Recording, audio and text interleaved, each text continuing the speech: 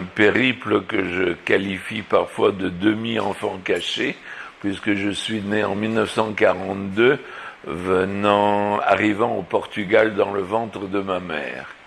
Mes parents avaient obtenu des visas pour Cuba avec transit par l'Espagne et le Portugal, et quand ma mère était enceinte de moi, ils ont décidé de rester au Portugal, où j'ai grandi, et un peu par le hasard des choses, ayant fait toutes mes études d'école et de lycée au lycée français, j'ai ensuite entamé des études universitaires d'ingénieur en Suisse. J'ai enfin atterri en Belgique en fin 68 pour travailler pour une société américaine. Par le hasard des choses, une amie m'avait présenté à l'ambassadeur du moment d'Israël, l'ambassadeur d'Israël en Belgique, et j'ai participé à une soirée de collecte de fonds, et c'est là où j'ai contribué pour la première fois à l'appel pour Israël.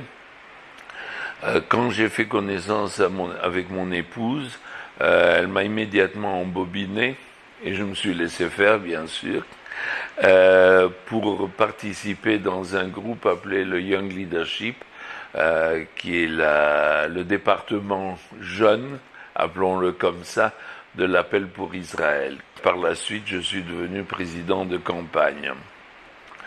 Cette nomination a coïncidé avec l'agressivité des médias, au point où j'ai décidé de démarrer une activité de lutte contre la désinformation d'une part, et d'autre part de démarrer une activité que j'ai surnommée, ou qui a été nommée les amitiés belgo-israéliennes.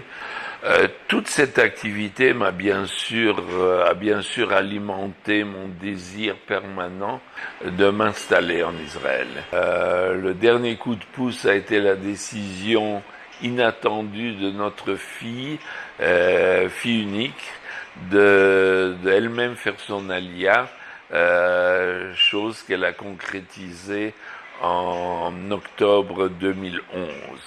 Et aujourd'hui, nous sommes très heureux d'être ici.